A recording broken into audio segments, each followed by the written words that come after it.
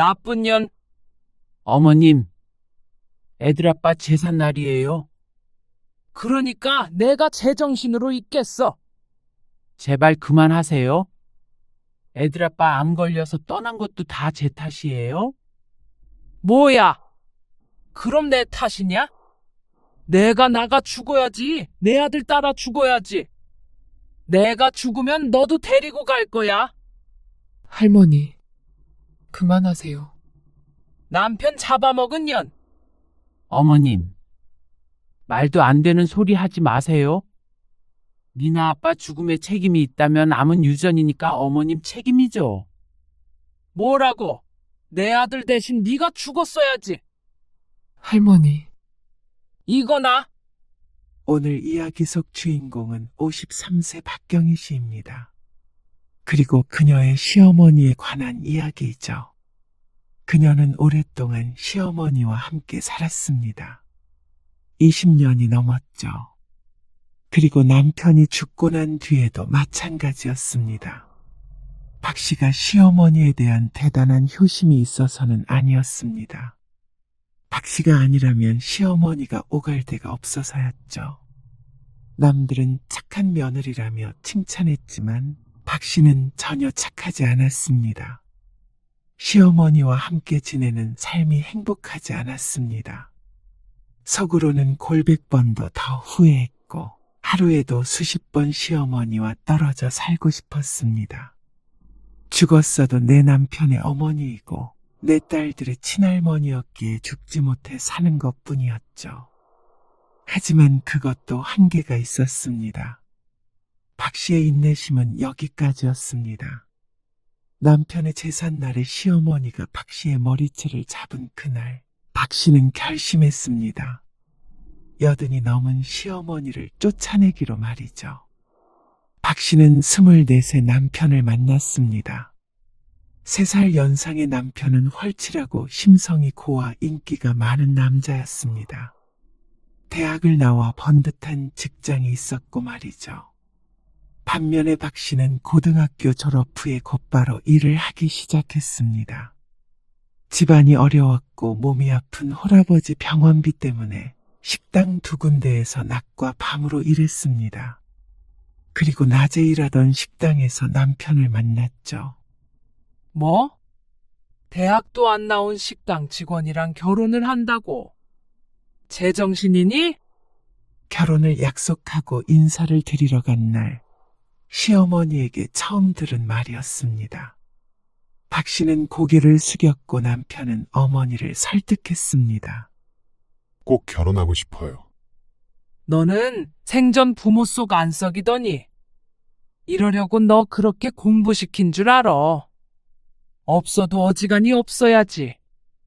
시집은 빈말로도 형편이 좋다고 할 수는 없었습니다. 자식들 독립시키고 작고 낡은 아파트에서 시부모님 2분이서 살고 있었죠. 하지만 자식들 넷을 전부 대학에 보냈습니다. 그러다 보니 살림이 줄어든 것이라며 박 씨와는 비교할 수 없다고 했습니다. 그 말에는 박 씨도 반박하지는 못했습니다. 박 씨의 형제들 중 대학에 간 사람은 아무도 없었고 전부 박 씨와 비슷비슷하게 살았으니 말이죠. 시어니에겐 박 씨가 눈에 차지 않았을 수 있었습니다. 부양해야 할 친정 아버지도 있었으니 충분히 이해가 갔습니다. 하지만 그렇다고 젊은 혈기를 갈라놓을 수는 없었습니다. 제발 우리 아들이랑 좀 헤어져 줘라. 어느 날 시어머니가 밖에서 따로 만나자며 박 씨를 불렀습니다. 그리고 박 씨의 손을 꼭 붙들며 말했습니다. 우리 성태 형제들 중에서 제일 똑똑하고 제일 착한 아들이라. 나랑 성태 아빠랑 가장 의지 많이 하면서 살았어. 많이 안 바라고 그저 비슷하고 평범한 여자랑 결혼하면 내가 소원이 없는 사람이야. 우리 성태 사랑한다면 놔줘. 어떻게 내 새끼 장인 병수발 들게 해. 아니에요. 성태 씨한테 아버지 병수발 들라고 안 해요. 장렬하면서 어떻게 그러겠어? 시어머니의 말에 박 씨는 대꾸하지 못했습니다. 내가 이렇게 부탁해. 나쁜 감정은 없어.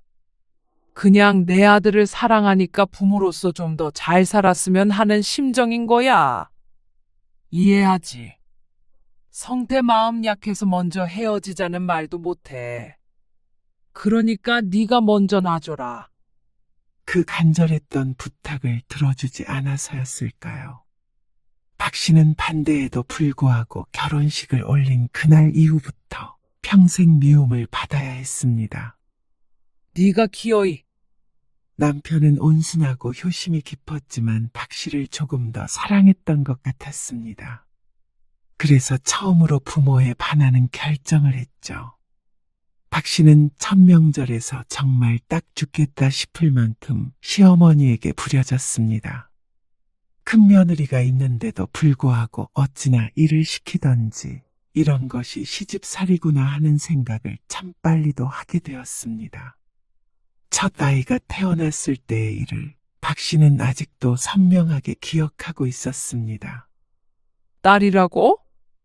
혀를 차며 하는 첫 마디에 박 씨는 서러움을 참아야 했습니다.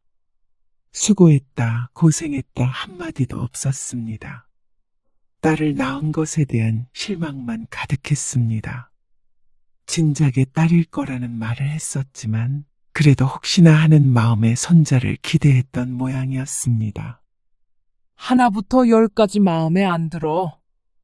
아들도 하나 못 낳아?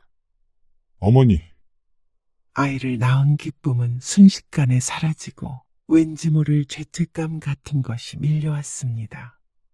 딸이라도 박 씨는 좋았지만 시어머니의 그 눈빛, 한숨, 무거운 침묵 앞에서 한없이 작아지는 기분을 느껴야 했습니다. 괜찮아. 나는 딸이 더 좋아. 남편은 그런 박 씨를 조용히 위로했습니다. 물론 시어머니에게 대놓고 화를 낼 수 있는 사람은 아니었습니다. 남편의 착한 심성은 달리 말하면 맞서지 못한다는 뜻이기도 했습니다. 그리고 둘째마저 딸을 낳을 땐 박 씨는 대역죄인이 되어 있었습니다. 물론 시어머니에게 말이죠. 너는 밭에 무슨 문제가 있는 거 아니니? 어떻게 내리 딸만 낳아? 너희 살림에 애를 하나 더 낳을 수도 없고. 죄송해요. 시어머니는 어쩌면 그저 박 씨가 마음에 안 들어 꼬투리를 잡고 싶었는지도 몰랐습니다. 시어머니는 자신의 막내딸을 사랑했고 큰아들네 손녀딸도 미워하지 않았습니다. 박 씨에게만 유독 그랬습니다. 첫 단추부터 잘못 끼운 사이였을지도 몰랐습니다. 친정어머니가 없는 며느리가 출산을 했는데도 한 번도 살갑게 들여다보질 않았죠. 그리고 친정아버지가 돌아가셨을 때 장례식장에 와서 안심한 표정을 짓던 시어머니의 얼굴을 박 씨는 평생을 가도 잊을 수 없을 것 같았습니다. 하지만 참 아이러니한 게 그런 시어머니와 박 씨는 평생 한 집에 살게 되었습니다. 아직 아이들이 어릴 때 시아버지가 돌아가셨는데 그때부터가 문제였습니다. 아무래도 어머니 혼자 살기는 힘드신 모양이야. 왜? 외롭기도 하고 무서우시대. 자식들하고 같이 살고 싶으시다는데. 그런데 왜 우리 집이야? 형님은? 알잖아. 사업 때문에 상황이 안 좋은 거. 도련님은? 아가씨는? 셋째는 애가 셋이야. 집도 좁고. 막내는 이제 막 신혼살림 차렸잖아. 그리고 사위 불편해서 싫으시대. 우리도 그렇게 넉넉한 상황은 아니잖아. 남편이 직장 생활은 하고 있지만 양가 부모의 도움을 못 받고 결혼한 탓에 대출이 많이 있었습니다. 아이들은 아직 어려서 박 씨가 일할 상황도 아니었고 말이죠. 하지만 남편의 다른 형제들도 상황이 크게 다르지 않은 것 같았습니다. 언뜻 보면 박 씨 부부가 가장 평범하게 살고 있는 것처럼 보였습니다. 그리고 그때 의논 중이던 형제들에게 시어머니가 말했습니다. 됐다. 다들 그만해라. 나는 성태랑 같이 살 테니까. 남편은 박 씨를 바라보았습니다. 미안하다는 눈빛이었습니다. 어차피 예상했던 결론이었습니다. 형제들 중에서 가장 상황이 나은 건 사실이었고, 남편이 시어머니를 그냥 둘 위인이 아니라는 걸 알고 있었으니 말이죠. 결국엔 박씨 부부가 시어머니를 모시고 살게 됐습니다. 어차피 같이 살기로 했으니 박씨는 진심으로 시어머니와 잘 지내보려고 마음먹었습니다. 시아버지 돌아가시고 무척 외로워하셨으니 잘 모셔야지. 그렇게 다짐했습니다. 그리고 합가한 직후엔 박씨의 그런 바람이 통했는지 예전처럼 대놓고 구박하지는 않았습니다. 아무래도 자식 집에 얹혀 산다는 것에 대한 미안함이 있었던 것 같았습니다. 너는 꼭 남편한테 일을 시키고 싶니? 네? 아니, 일하고 와서 피곤한 가장한테 쓰레기 버리고 오란 소리가 입 밖으로 나와? 저도 일을 하니까 같이 하려고. 남자가 할 일이 따로 있고 여자가 할 일이 따로 있는 거야. 그리고 네가 일한다고 남자보다 많이 벌어? 그건 아니고요. 박씨는 아이들이 조금 크니 다시 식당에 나갔는데 그게 못마땅한 것 같았습니다. 시간이 지나자 착한 아들을 등에 업고 박씨를 구박하기 시작했습니다. 같이 살다 보니 자꾸만 마음에 안 드는 것들이 눈에 밟히는 것 같았습니다. 처음엔 사소한 것들이었습니다. 박씨가 만든 음식에 싱겁다, 짜다 하는 말들이 붙기 시작했습니다. 청소를 해도 텔레비전 뒤쪽까지 손으로 훑어서 먼지를 찾아내기도 했죠. 그런 시어머니의 행동에 박씨는 지쳐갔습니다. 그러던 어느 날 남편이 쓰러졌습니다. 일을 하다가 병원에 실려갔는데 시어머니는 그걸 박씨의 탓이라고 여겼습니다. 평범하게 같이 직장 다녔으면 우리 성태가 이렇게 무리해서 일을 했겠느냐고. 어머님, 지금 상황에서 저한테 그런 말이 하고 싶으세요? 두 눈 똑바로 뜨고 어디서 대들어? 내 아들은 너 안 만났으면 더 번듯하게 살 수 있었어. 그러면 내조라도 잘했어야지. 너는 성태 쓰러질 때까지 뭐 한 거야? 어? 어머니, 그만하세요. 그냥 과로예요. 그러니까 왜 네가 과로를 해야 하냐고. 내가 정말 속상해서 못 살아. 시어머니는 화를 내더니 눈시울이 빨개졌습니다. 그 모습에 박씨는 제대로 된 대꾸도 하지 못했습니다. 내 자식이 쓰러졌다면 박씨도 서글펐겠죠. 물론 그렇다고 며느리를 잡는 시어머니의 행동이 잘못됐다는 건 알았습니다. 하지만 뭐라고 한들 시어머니에게 들릴 리 없다는 것도 잘 알고 있었죠. 다행히 남편은 이틀 뒤 퇴원을 했습니다. 그렇지만 한번 미운 털이 단단히 박히자 시어머니의 구박은 심해져만 갔습니다. 이제 아들 앞에서도 노골적으로 박씨를 깎아내렸죠. 내가 이 나이에 며느리 팬티까지 빨고 있어야겠냐? 아니, 어머님. 제가 그냥 두시라고 말씀드렸잖아요. 집에서 노는 시엄마한테 그렇게 눈치를 주는데 내가 빨래도 안 하고 배겨. 제가 언제 눈치를 줬다고 그러세요? 내가 얼마나 눈치를 보며 사는데. 성태야, 네 마누라가 나를 천덕꾸러기 취급한다. 어머니, 시어머니는 금세 피해자가 되었습니다. 자신이 며느리를 구박하는 것은 있고 며느리가 자신을 푸대접한다고 남편에게 하소연했습니다. 남편은 양쪽 말을 다 듣고 결국 아무 편도 들지 못했습니다. 퇴근 후 집에 돌아가는 발걸음은 늘 무거웠습니다.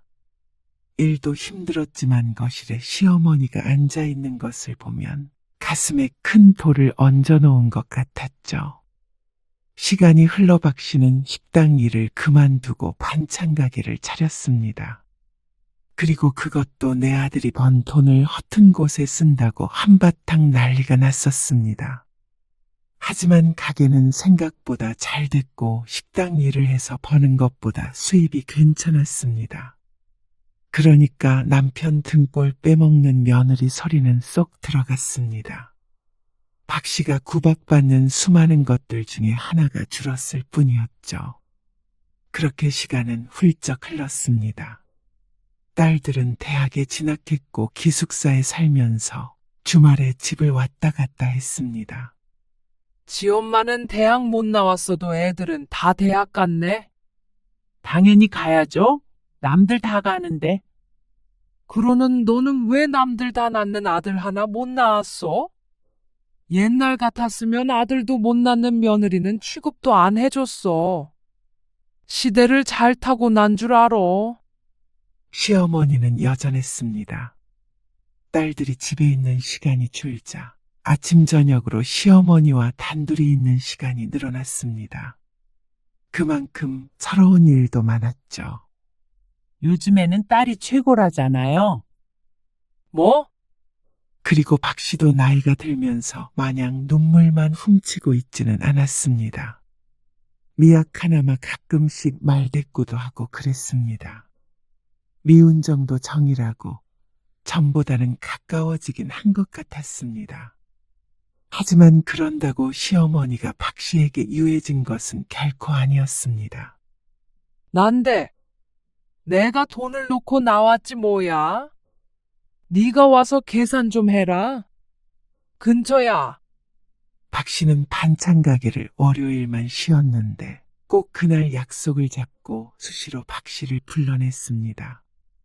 주말엔 아들이 쉬어야 하니까 불러내지도 않으면서 말이죠. 아이고, 며느리가 계산도 해주고 데리러 와서 좋겠네. 시어머니는 여기저기 모임이 많았습니다. 선천적으로 외로움이 많은 분이었죠. 좋긴 뭐가 좋아? 싹싹하니 좋구만, 뭘. 내 아들 데리고 살면 당연히 나한테 잘해야지. 딸만 둘이야. 시어머니는 사람들 앞에서도 스스럼없이 박 씨를 깎아내리곤 했습니다. 박 씨의 얼굴이 벌개졌습니다. 쉬는 날 막무가내로 불려와서 들을 말은 아니었습니다. 하지만 남들 앞이라 박 씨는 오히려 시어머니에게 대꾸도 하지 못했습니다. 한마디라도 꺼냈다가는 남 앞에서 망신을 줬다면서 난리가 날지도 몰랐습니다.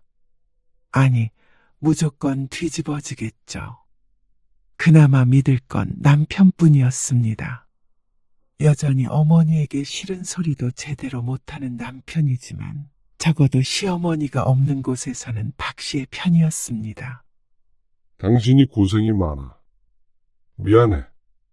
고생은 무슨. 억울하긴 했습니다. 다른 형제들도 시간이 흐른 만큼 이제는 다들 먹고 살만해졌습니다. 충분히 시어머니를 모시려면 모실 수 있는 형편이었습니다.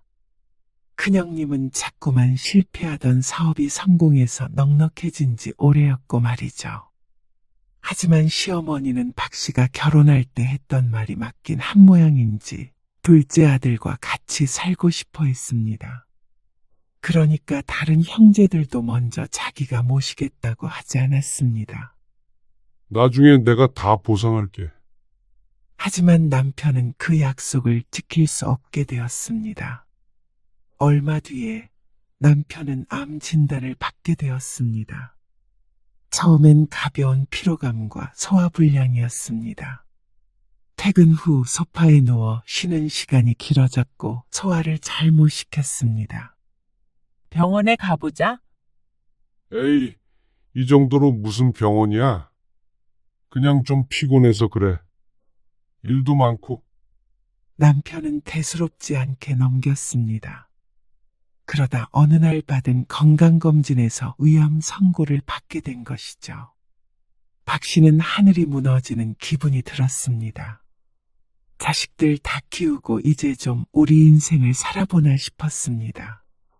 남편 벌이도 나쁘지 않고 반찬 가게도 잘 되었기 때문에 조금만 더 열심히 살면 노후 준비도 문제 없을 거라고 생각했습니다. 그러니까 이제 좀 여유를 가지고 살아보자 하는 이야기를 했던 것이 불과 한두 달 전이었죠. 하지만 시어머니도 박씨 못지않은 충격을 받았습니다. 아니, 어쩌면 박씨보다도 더했는지도 몰랐습니다. 내 자식이 암이라는 말을 듣고 정신을 온전히 유지할 수 있는 사람이 과연 몇이나 될까요? 박씨도 자신이 없었습니다. 그러게, 너 내가 간이 짜다고 했잖아. 내 아들 어떻게 할 거야? 어머니, 네 탓이야. 어머니, 제가 아픈 게 왜 집사람 탓이에요? 성태야, 네가 장가를 잘못 갔다. 잘못 갔어. 내가 말릴 때 듣지. 어떻게 목숨이랑 바꾸는 결혼을 하냐. 누구든 탓하고 싶은 마음은 알지만 박씨도 견디기가 힘들었습니다. 남편은 1년 가까이 투병하다가 세상을 떠났습니다. 박씨도 시어머니도 무너져 내렸습니다. 장례는 정신없이 치러졌습니다. 형제들이 모이고 친척들이 모이고 조문객들이 줄을 이었습니다. 박씨는 영정사진 앞에 주저앉아 조문을 받으면서도 아무것도 느끼지 못했습니다. 모든 것이 비현실적이었습니다. 말없이 눈물만 하염없이 흘렸죠. 그리고 시어머니는 영정사진 앞에서 통곡했습니다. 내 아들아. 어미보다 먼저 가면 어떻게 하냐. 형제들이 달려와 시어머니를 부축했습니다. 박씨는 그 모습을 멍하니 바라보았습니다. 장례가 어떻게 끝났는지도 기억이 희미했습니다. 49제까지 마치고 나자 그제야 현실이 조금씩 와닿기 시작했습니다. 남편이 없는 집, 빈 식탁, 빈 방, 깨달을 때마다 박씨는 숨이 막혔습니다. 어머님은 어떻게 하죠? 어떻게 하긴 뭘 어떻게 해요. 계속 여기에 사시게 둘 수는 없잖아요. 큰오빠가 모시고 가야지. 저희 집이요? 당연하죠. 장남이잖아요. 큰 동서와 작은 동서 그리고 시누이가 와서 시어머니의 거취에 대해 의논했습니다. 사별한 며느리의 집에서 살게 둘 수 없다는 데에는 다들 동의했지만 어디로 갈지는 결정이 나지 않았죠. 나는 봉균의 집에 가련다. 시어머니도 큰아들네로 가겠다고 했습니다. 작은 아들이 없는 집은 의미가 없다는 듯이 미련이 없어 보였습니다. 박씨는 그런 시어머니를 붙잡지 않았습니다. 그럴 정신도 없었고 물론 그럴 이유도 없었죠. 다른 형제들도 모두 동의했습니다. 그게 가장 자연스러운 그림이었습니다. 시어머니는 짐을 싸서 나갈 때 박씨에게 인사하지 않았습니다. 그리고 박씨도 그런 시어머니를 말없이 보냈습니다. 상처만 남은 두 사람이었죠. 박씨는 그래도 딸들이 있어서 견뎠습니다. 두 딸이 주말마다 와서 자고 갔고 늘 전화를 했습니다. 하지만 마음 한구석이 허했고 딸들이 돌아가는 일요일 오후부터는 외로움에 사무쳐야 했습니다. 그동안의 시집과는 모든 연락이 끊겼습니다. 이제는 접점이 없기에 연락할 사람도 연락할 일도 없었습니다.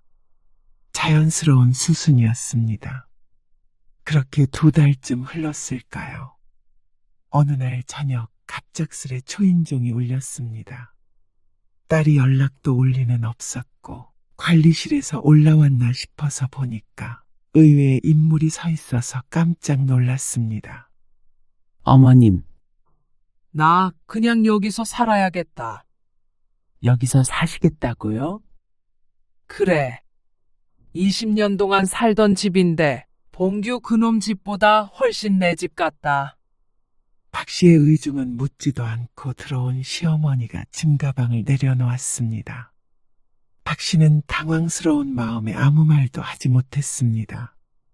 밥 좀 없냐? 배고프다. 어제 나갔다가 들어온 사람처럼 태어난 시어머니. 얼떨결에 밥을 차려주자 시어머니는 사흘을 굶은 사람처럼 밥을 먹었습니다. 그래도 네가 솜씨가 낫다. 봉균에 갔다가 입맛이 이상해지는 줄 알았어. 너무나도 당당하게 쳐들어와서 밥을 먹던 시어머니는 갑자기 말끝을 흐렸습니다. 그러더니 목이 막히는지 가슴을 두드렸습니다. 여기에 내 아들이 앉아 있는 것 같네. 우리 성태, 내 아들. 박 씨는 숨을 멈췄습니다.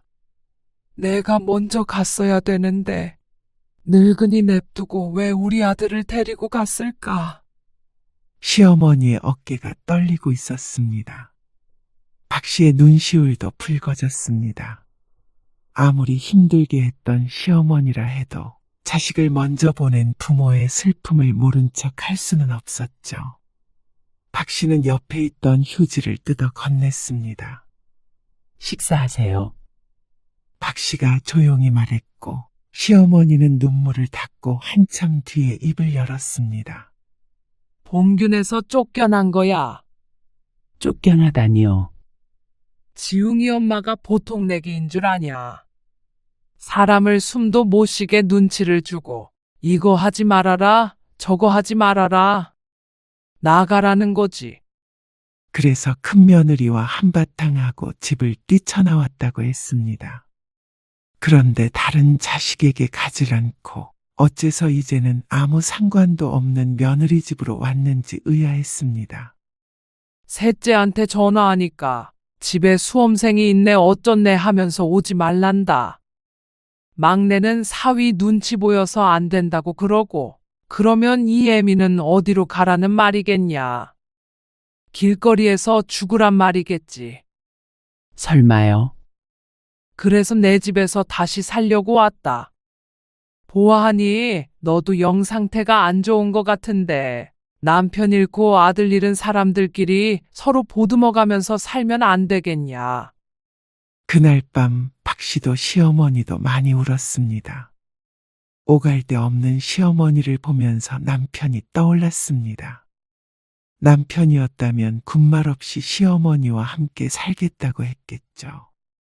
박 씨는 여기서 살아라, 나가라 따로 말은 하지 않았습니다. 시어머니는 자연스럽게 다시 박 씨와 살게 되었습니다.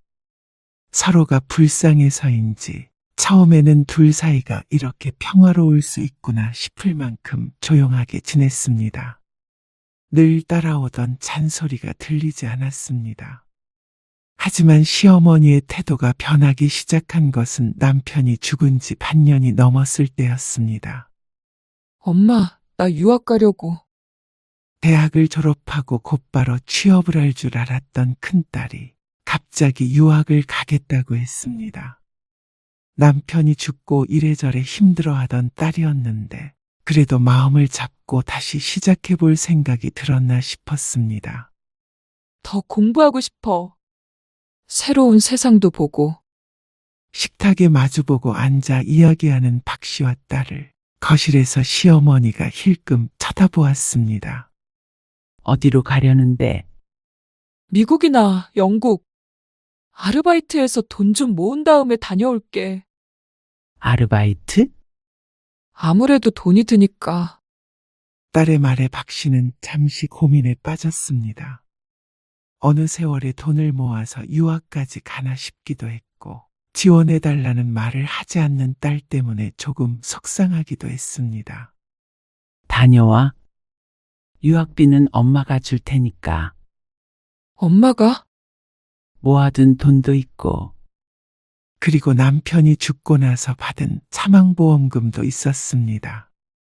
그 말을 딸에게 하지는 않았지만 시어머니가 갑자기 대화에 끼어들었습니다. 무슨 돈이 있어서? 네? 너 설마 성태 보험금으로 보탤 생각은 아니지? 어머님, 사망보험금을 받은 걸 시어머니도 알고 있기에 짐작한 모양이었습니다. 하지만 딸 마음 불편하게 왜 굳이 그 얘기를 꺼내는지 몰랐습니다. 그리고 돈이 남편 사망보험금만 있는 것은 아닌데 말이죠. 딸내미를 대학까지 나오게 해줬으면 됐지. 내 아들 목숨값으로 외국을 보내겠다고. 너 지금 제정신이니? 누가 들으면 남편 사망보험금으로 새 살림이라도 차린 줄 알 것 같았습니다. 어째서 화를 내는지 몰랐습니다. 내가 너 그 돈 어디다 쓰는지 지켜봤어?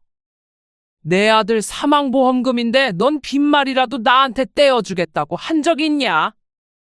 당황스러운 마음에 아무 말도 나오지 않았습니다. 목숨값이라는 말에도 충격적이었지만 말 맞다나 목숨값이라면서 그걸 떼어주고 말고를 운운하고 있는 시어머니가 기가 찼습니다. 생활비 찔끔찔끔 주면서 사람 비참하게 만들더니 남편 죽은 보험금으로지만 호의호식하려 해. 딸 유학자금을 보태주는 것이 박씨만 호의호식하려는 것으로 비춰질 거라곤 생각도 못했습니다. 어머님, 미나 다른 사람도 아니고 성태 씨 딸이에요. 그리고 그 돈 쓰겠다고 한 적도 없고요. 만약에 쓴다고 하더라도 어머님이 뭐라고 하실 문제 아니라고 생각해요. 뭐야? 매정하다고 생각할지 모르겠지만 그건 온전히 박씨의 두 딸들을 위해 쓸 예정이었습니다. 시집갈 때 보태줄까 생각했었는데 그걸 조금 앞당긴 것뿐이었습니다. 박씨와 시어머니의 노후는 박씨가 가게로 번 돈으로 충분하다고 생각했습니다. 보험금을 나눠준다는 생각은 해본 적이 없었습니다. 박씨는 시어머니를 부양하고 있었고 그걸로 사실 남편 몫까지 도리는 다 하고 있다고 여겼습니다. 더군다나 생활비 문제로 지적할 이유는 없다고 생각했습니다. 집안에 필요한 모든 생활비는 박씨가 대고 있었고 시어머니에게 드리는 건 순수한 용돈이었습니다. 그리고 그게 부족하지도 않겠지만 부족하다면 나머지 자식들을 원망해야지 박씨에게 언성 높일 문제는 결코 아니었죠. 시어머니의 말은 모순투성이었습니다. 하지만 늘 그랬듯 시어머니에게 모든 원흉은 박씨였죠. 어쩜 성태 죽었다고 이렇게 시엄마를 무시할 수가 있냐? 돈에 눈이 멀어서 보이는 게 없지. 할머니, 넌 끼어들지 마. 공부하려거든 네가 벌어서 해. 내 아들 목숨값 건들지 말고. 네 엄마가 어떤 사람인 줄 아냐? 네 아빠, 네 엄마가 잡아먹은 거야. 어머님, 박씨는 두 귀를 의심했습니다. 손녀딸까지 있는 앞에서 어떻게 그런 말을 할 수 있는지 박씨의 상식으로는 도저히 이해가 되지 않았습니다. 혹시나 박씨의 집에 들어온 것이 보험금 때문인지 의심마저 되었습니다. 하지만 박씨가 봤던 눈물이 거짓이라고 생각하고 싶지는 않았습니다. 딸은 돌아갔고 시어머니와 진지한 대화를 나누기 위해 앉았습니다. 유학은 어찌 됐건 간에 보내줄 거예요. 미나 아빠도 그걸 원할 거고요. 보험금이 아니더라도 그동안 모아둔 돈으로요. 그동안 모아둔 돈이라는 게 내 아들이 피땀 흘려 번 돈이잖아. 아니냐? 그걸 자식한테 쓰겠다는데 왜 그러시는 건데요? 도대체 말이 통하지 않았습니다. 왜 갑자기 생트집을 잡는 것인지 몰랐습니다. 아니, 갑자기가 아니었습니다. 원래 시어머니는 그런 사람이었습니다. 아들이 죽고 잠시나마 잠잠해졌던 것이었죠. 하지만 옛날에 순종적이던 그 며느리가 아니었습니다. 시어머니가 반대할 문제도 아니었습니다. 그래서 박씨의 큰딸은 몇 달 뒤 미국으로 유학을 떠나게 되었습니다. 가서 아르바이트를 한다고는 하지만 그래도 꽤나 돈이 들 것으로 생각이 됐습니다. 그리고 그날 이후로 시어머니는 삐뚤어졌습니다. 아니, 그런 귀여운 표현은 맞지 않았습니다. 옛날에 그 시어머니로 돌아왔죠. 새언니, 아무리 그래도 엄마한테 너무한 거 아니에요? 네? 그게 무슨 말씀이세요? 엄마를 그렇게 구박하신다면서요? 오빠 없다고 그러는 거 아니에요. 구박한 적 없어요. 밥도 제때 안 차려주고 집안일만 시킨다면서요. 뭐라고요? 시어머니가 식모도 아닌데 그런 일이 있을 리가 없었습니다. 밥이야 설령 안 차려준다고 하더라도 냉장고 문을 걸어 잠근 것도 아닌데 말도 안 되는 소리였죠. 집안일은 애초에 시킨 적도 없었습니다. 시킨다고 할 사람도 아니었습니다. 동서. 내가 짐을 떠넘긴 것 같아서 미안하긴 한데 어머님 모시고 갔으면 그래도 책임은 동서한테 있는 거잖아. 네? 큰동서도 뜬금없는 전화를 해서 박 씨를 나무랐습니다. 그렇다고 내가 어머님한테 소홀하네 어쩌네. 뒤에서 말 만드는 건 좀 그렇지 않아? 제가 언제요? 어머님이 그러시던데. 자식들한테도 버림받고 며느리한테도 버림받았다고. 어처구니가 없어서 말을 안 하고 있는데 큰동서가 말을 이었습니다. 그리고 보험금도 말이야. 양심이 있으면 어머님한테도 좀 드려야지. 그렇게 오래 같이 살면서 뒷바라지 했는데 그걸 홀랑 가지고 입 닦아버리는 건 무슨 경우야? 아들이 죽었는데 며느리가 그 돈으로 허튼데 쓰고 그러면 부모 입장에서 속상하지 않겠어? 시어머니가 무슨 말을 어떻게 하고 다니는지 모르겠지만 어쨌거나 남편의 형제들 사이에서는 박 씨가 천하의 나쁜 년이 된 것은 확실해 보였습니다. 아니, 그렇게 어머님 걱정되시면 모시고 가세요. 그리고 박 씨의 한마디에 큰동서는 무슨 버튼이라도 눌린 사람처럼 화를 냈죠. 뭐? 무슨 말을 그렇게 해? 어머님이 제 발로 나가신 거야? 어머님 모시고 산다고 유세야? 다들 하나같이 웃기지도 않았습니다.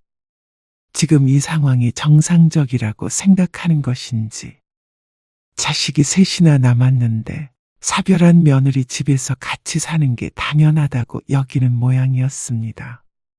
아니면 그저 외면하고 싶은 것일 수도 있었죠. 거기까지는 그래도 참을 수 있었습니다. 시어머니가 이러는 것이 한두 번도 아니었습니다. 남편과 박 씨의 사이를 이간질한 적도 여러 번이었죠. 박 씨는 반응하지 않았습니다. 저 오늘 예약 손님이 많아서 늦어요. 저녁밥은 누가 차려? 어머님 먼저 드세요. 시애미를 굶겨 죽여라. 어? 남편도 잡아먹고 시애미도 잡아먹고 다 잡아먹어라. 박 씨가 시어머니를 잠시 응시했습니다. 그리고 속으로 수없이 심호흡을 했습니다. 시어머니가 아들을 잃고 슬퍼서 그러는 거겠지. 이러다 말겠지.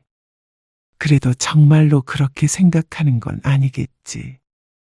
자기 암시를 해야 했습니다. 어머님, 어쩐 일이세요? 그런데 박 씨가 반응이 없어서 그런 것인지, 아니면 혼자 있는 시간이 적적해서 그런 것인지, 시어머니는 종종 박 씨의 가게에도 찾아왔습니다. 손님이 이렇게 없어서 먹고 살겠냐? 그런 주제에 유학을 보내? 박 씨는 한숨을 쉬고 말았습니다. 손님 없지 않아요. 왜 그 많던 모임은 안 나가고 박 씨 곁에 붙어 있는지 이해가 가지 않았습니다. 심심하세요? 친구분들 모임에 모셔다 드려요. 너는 왜 자꾸 날 보내려고 해? 당연히 불편하니까 그랬습니다. 그런데 그때 딸랑 소리가 들리면서 가게 문이 열렸습니다. 어서 오세요. 예. 반찬 좀 사려고요. 아, 지난번에 사가셨던 거 맛있으셨어요? 네, 맛있더라고요. 벌써 다 먹었네요. 혼자 살다 보니까 먹는 게 참 그랬는데. 매일 여기서 사려고요. 정말요? 감사합니다. 여기 오늘 새로 한 반찬들이에요. 손님을 응대하고 있었는데 벼랑간 옆에서 시어머니의 목소리가 들렸습니다. 놀고 있다. 순간 놀라서 시어머니를 쳐다보자 짝다리를 짚고 박 씨를 바라보고 있었습니다. 아, 여기 계산해 주세요.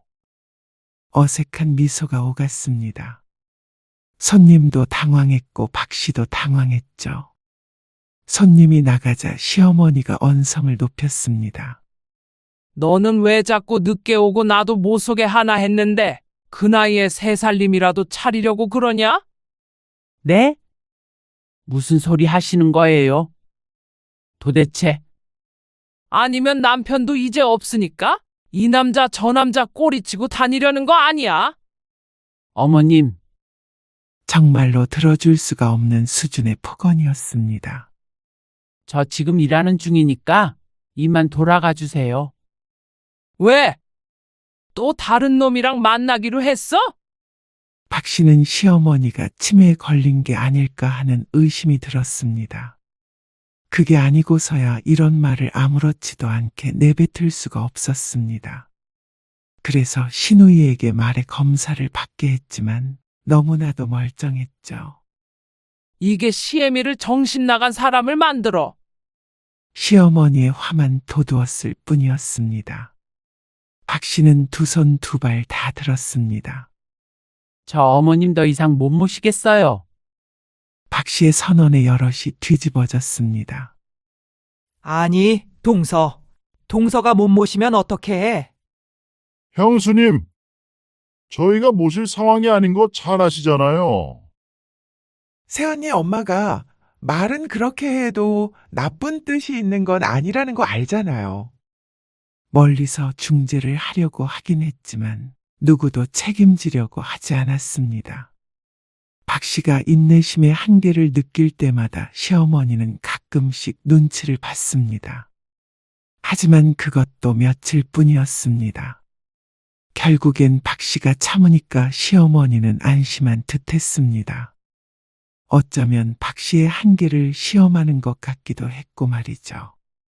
2년의 시간이 흘러 유학 갔던 딸도 돌아왔습니다. 제사상 차려야 되니까 퇴근 빨리 해라. 남편의 제삿날이었습니다. 아침부터 시어머니의 기분은 저조해 보였습니다. 저 오늘 아무리 빨리 퇴근해도 6시 반일 것 같아요. 뭐? 그럼 제사 음식은 언제 준비해? 가게에서 저는 부칠 거고요. 할 수 있는 건 해올게요. 시간 없으니까 좀 간소하게 하려고요. 뭐? 간소? 하필이면 도시락 예약도 있어서 무척 바쁜 날이었습니다. 짬이 나면 틈틈이 전을 부칠 생각이었습니다. 그래도 돌아와서도 시간이 어느 정도 있으니까 초라한 제사상이 되지는 않을 것이었습니다. 하지만 시어머니는 박 씨의 말에 노발대발했습니다. 너 성태 죽은 지 도대체 몇 년이나 됐다고 벌써 이래? 네가 사람이야?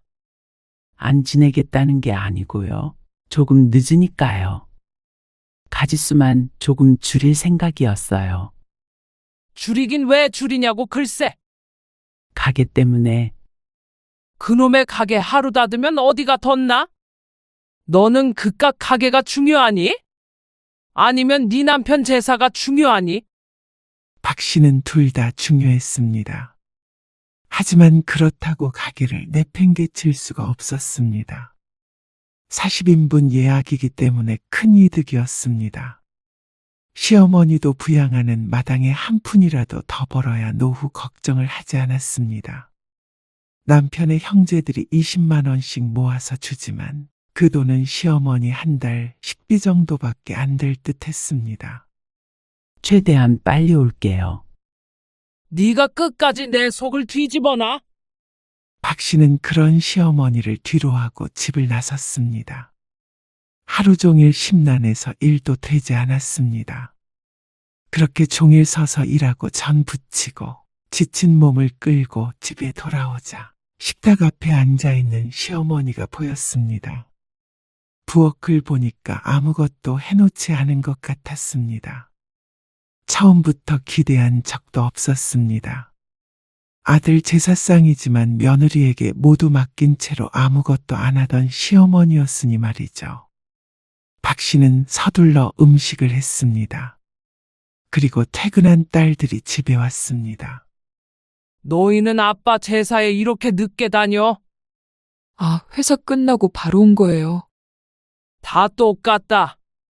지들밖에 모르는 것들.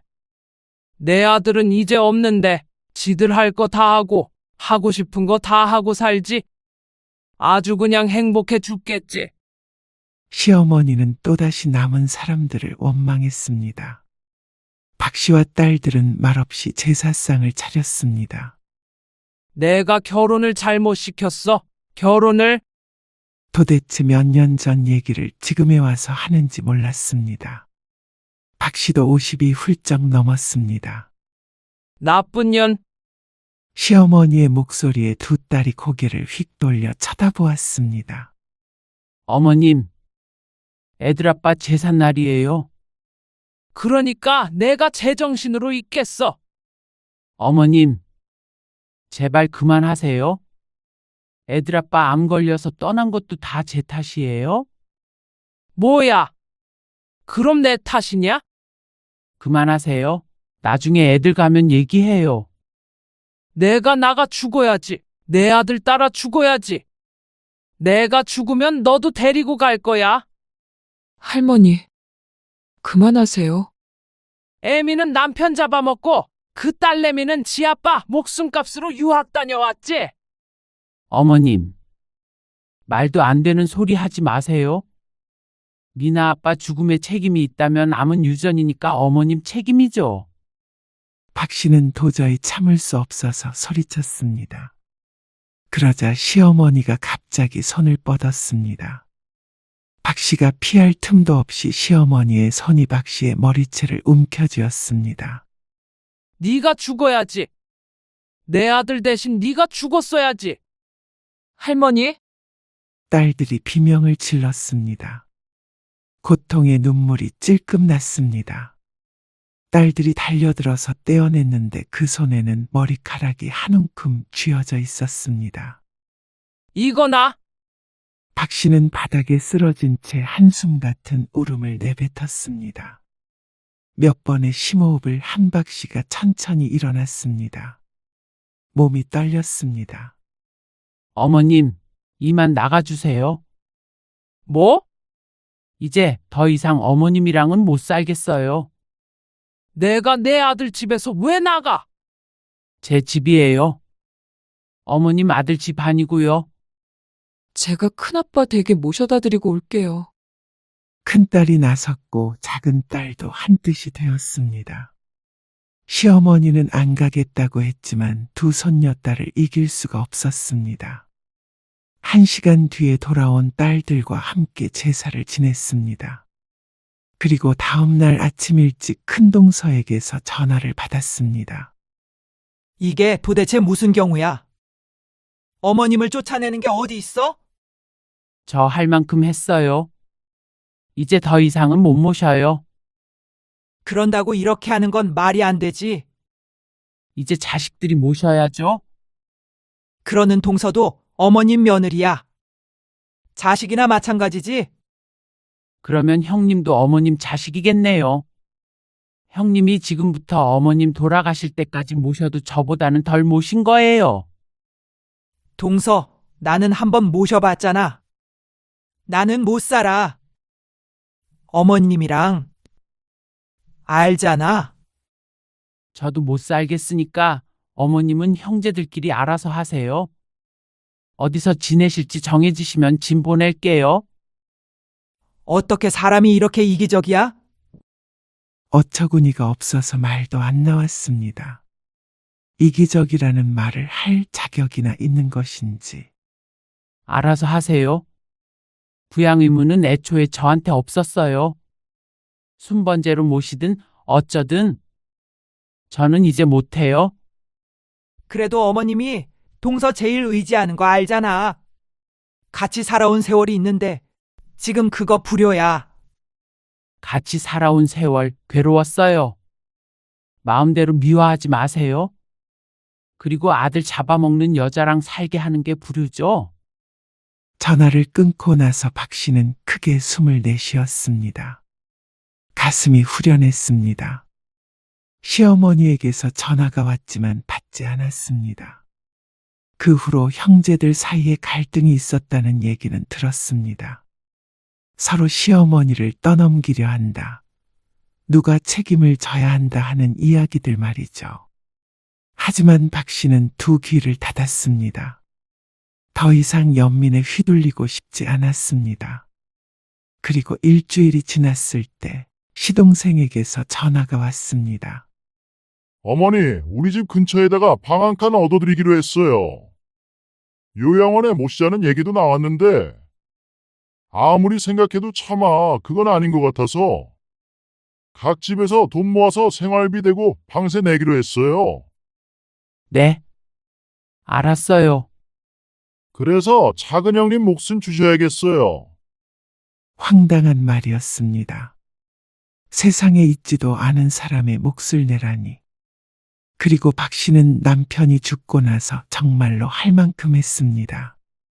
남들이었다면 외면했을 일인데 말이죠.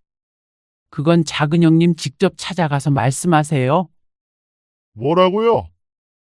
박 씨는 전화를 끊었습니다. 매정하다느니 천인공노할 짓이라느니 그런 메시지가 들어왔지만 읽지 않았습니다. 이제는 지쳤습니다. 이만 내려놓을 때도 됐지 않았나 싶었습니다. 남편이 나중에 원망을 해도 어쩔 수 없다고 생각했습니다. 그리고 한두 달쯤 지난 어느 날 시어머니에게서 연락이 왔습니다. 내가 잘 모르겠다. 그냥 널 미워하는 일만 생각하다가 보니까 이유도 없이 미워진 건지 어쩐 건지 잘 지내야지 하면서도 자꾸만 그러게 됐어. 그렇게 말씀하신다고 저 어머님이랑 다시 같이 안 살아요. 시어머니는 침묵했습니다. 이제는 진짜 자식들한테 가셔서 돌봐달라고 하세요. 저 이제 지쳐요. 그러냐? 힘없는 시어머니의 말에 박 씨의 눈이 흔들렸습니다. 하지만 마음은 굳게 먹었습니다. 남편의 제사상 앞에서 머리채가 잡혔던 일을 생각하면 정신이 번쩍 들었으니 마음을 다지는 일은 어렵지 않았습니다. 미안하다. 잘 지내세요. 건강하시고요. 그렇게 박 씨는 시어머니에게 작별 인사를 했습니다. 아마 앞으로 살면서 볼 날이 손에 꼽힐 것 같았습니다. 딸들 결혼식에 오지 않는다면 마지막일지도 몰랐고 말이죠. 하지만 박 씨는 다 잊고 살고 싶었습니다. 그렇지 않으면 살아갈 수가 없을 것 같았습니다. 당신도 이 정도는 이해해 주겠지. 평생 시어머니 구박을 받으며 살게 했던 남편이었으니 나중에 만나더라도 할 말이 없을 거라고 생각했습니다. 박 씨는 시집 식구들의 전화번호를 차단했습니다. 이제는 자신과 두 딸만 생각하며 살기로 했습니다. 모든 것은 가슴 한구석에 밀어두었습니다.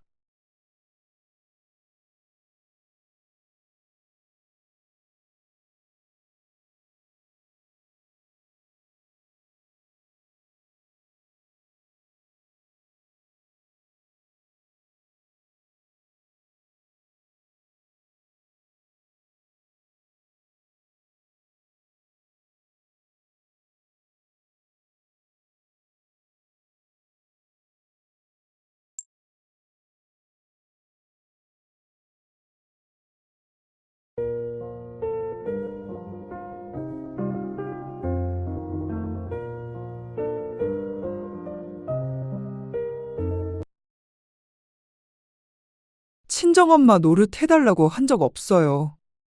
며느리 생일상 차려주는 게 시엄마로서 쉬운 일이었는 줄 알아? 너희 집 가서 애 봐주는 거? 집안일 해주는 거? 받을 건 다 받아놓고 이제 와서 이러는 건 너무한단 생각 안 드니? 그건 제 실수예요. 어머님한테 맡기는 게 아니었어요. 뭐? 근데 이제 생일상도 필요 없고 아무것도 안 해주셔도 좋아요. 전화하는 것도 싫고요. 어머님이 저희 집에 오시는 것도 싫어요. 여보, 왜 이래? 이러면 안 되지. 이놈아, 내가 이런 꼴 보려고. 당신도 계속 어머님 편만 들 거면 나 혼자 집에 갈게. 그리고 우리 가족도 다시 생각해보자. 오늘 이야기 속 주인공은 65세 고영순 씨입니다. 그리고 그녀의 아들과 며느리에 관한 이야기이죠. 고 씨는 하나밖에 없는 며느리와 잘 지내보고 싶었습니다. 딸이 없는 고 씨에게는 어색하고 힘든 일이었지만 이제 한 가족이 되었다고 생각했죠. 그래서 서운한 일이 있어도 꾹 참았습니다. 어떻게 사람 간에 좋은 일만 있을 수 있나 생각하며 말이죠. 하지만 며느리는 처음부터 고 씨와 잘 지내볼 생각이 없었던 것 같았습니다. 아니, 결혼을 한다고 시부모와 가족이 된다고 여기지 않는 것 같았습니다. 그러니까 시어머니인 고 씨에게 그런 식으로 선을 긋는 것이겠죠. 생일을 챙겨줬더니 제발 아무것도 하지 말라는 며느리. 부부끼리만 살고 싶으니 참견하지 말라고 했습니다. 그게 며느리에게 들은 말이었습니다. 세상이 변했어도 어쩜 그런 말을 할 수 있나 싶었습니다. 시집살이라도 시켰으면 고 씨가 나쁜 사람이겠지만 고 씨는 아들네가 결혼한 뒤부터 도움밖에 안 줬습니다. 그 고마움을 아들은 알고 있었죠.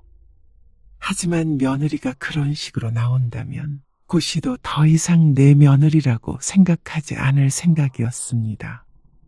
자연스레 애를 봐준다거나 하는 도움도 주지 않게 되겠죠. 그때 가서 후회하지 않을지 고 씨는 궁금해졌습니다. 고 씨는 아들이 하나 있었습니다. 자식이 하나라 각별하다면 각별한 관계였습니다. 어려서부터 속 한 번 썩인 적이 없었고 순한 성격이었습니다. 그래서 아들이 며느리감을 데리고 왔을 때도 꼭 자기와 닮은 여자를 만났다고 생각했습니다. 긍정적인 마음이었습니다. 순한 인상의 다른 조건은 전혀 보지 않았습니다. 그리고 아들이 결혼을 마음먹었으면 어련히 좋은 사람이겠거니 생각했죠. 근데 현주는 부모님이 안 계셔요. 아, 두 분 중에 누가 돌아가셨어? 고 씨는 그런 것으로 고지식하게 반대하지 않을 생각이었습니다. 그런데 이어지는 아들의 말에 조금쯤 당황했던 것도 같았습니다. 두 분 다 안 계세요. 아, 현주가 그것 때문에 걱정을 많이 해요. 어쩌다가. 어려서 교통사고를 당하셨는데 그래서 할머니 손에 컸대요. 지금은 할머니도 돌아가셨고 이모를 부모님처럼 여겨요. 당황스러움이 가시자 안타까운 마음이 들었습니다. 그래도 의지할 가족이 전혀 없지는 않은 것 같아서 다행인 것 같았지만 그럼에도 불구하고 힘들었겠구나 싶었습니다. 남편은 그 사실을 알고 그냥 고개만 끄덕이고 말았습니다. 하지만 어쩌다 우연히 꺼내게 된 이야기에 주변 사람들이 난리였습니다. 부모님 둘 다 없이 큰 거잖아. 나는 좀 그럴 것 같긴 해. 사실 나도 이런 말하면 내가 좀 나쁜 것 같지만 내 아들 문제라면 좀 다를 것 같네. 가정 교육이라던가 그런 거 무시할 수는 없잖아. 그리고 아들도 처가 도움을 전혀 못 받는 거니까. 듣고 보면 영 틀린 말도 아니기에 걱정하는 이유는 이해했습니다. 하지만 고 씨는 다른 것도 아니고 며느리가 바꿀 수 없었던 문제 때문에 결혼을 반대하고 싶지 않았습니다. 그리고 고 씨가 본 며느리는 오히려 가정교육이 잘 된 느낌이 들었으니 그럴 이유가 없었죠. 아들이 30 중반이라 결혼을 서둘렀습니다. 곧바로 아이를 가진다고 하더라도 곧 40이었습니다. 결혼에 관한 문제는 아들과 며느리가 알아서 했습니다. 며느리 쪽 혼주석에는 이모와 이모부가 앉는다고 했습니다. 아무리 가까워도 부모는 아니기 때문에 자연스럽게 고씨 부부가 개입할 일이 많이 생겼습니다. 결혼 준비는 순탄하게 진행됐습니다. 집은 우선 전세로 가고 천천히 늘려가면 돼. 우리가 보태줄 거니까 열심히 살아. 감사해요. 모아둔 돈은 있었지만 결혼 자금을 이모한테서 받을 수는 없다는 말에 고씨는 이해했습니다. 누가 얼마를 내면 어떠나 싶기도 했습니다. 그래서 고씨 쪽에서 전세 자금 일부를 보탰습니다. 그리고 나머지는 아들 며느리가 모아둔 돈으로 해결했죠. 그렇기에 시작은 나쁘지 않았습니다. 둘 다 30 넘을 때까지 착실하게 직장 생활하며 살았기에 고씨 부부도 아들 결혼에 대한 큰 부담은 없었습니다. 엄마 아빠처럼 의지해도 돼. 권일이가 속 썩이면 나한테 전화하고. 감사해요, 어머님. 고맙긴. 이제 우린 가족인데. 고씨의 말에 며느리의 눈꼬리가 빛났습니다. 그 모습에 또 안쓰러운 마음이 들어 고씨는 며느리의 어깨를 쓸었습니다. 아들은 그 모습을 뭉클한 표정으로 지켜보았죠. 고씨 부부는 아들 내외의 집에서 1시간 정도 떨어진 곳에 살고 있었습니다. 차가 막히면 조금 더 걸리기도 하고 한산한 시간에는 50분 만에 갈 때도 있었습니다. 애매한 거리이기 때문에 자주 왕래할 수는 없겠지만 그래도 전화는 자주 하는 편이었습니다. 아들과는 결혼 전에도 자주 통화했는데 결혼 후에도 마찬가지였습니다. 그러다가 가끔씩 며느리와도 직접 통화했습니다. 현주야, 밥은 잘 챙겨 먹고 다니니? 네. 어머님, 걱정 마세요. 권일이가 밥 안 해주면 말해. 내가 혼내줄게. 아니에요. 권일 씨가 잘해줘요. 다른 게 아니고 달력에 표시해 놓으려고 하는데 생일이 언제니? 아, 제 생일이요? 4월 20일이에요. 고씨는 빨간색 펜으로 달력에 큼직한 동그라미를 그렸습니다. 얼마 남지 않았죠.